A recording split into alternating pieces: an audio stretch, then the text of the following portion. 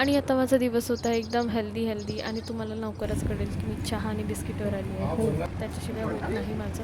थोडा चहा आणि बिस्किट मला पाहिजेच सकाळी सकाळी.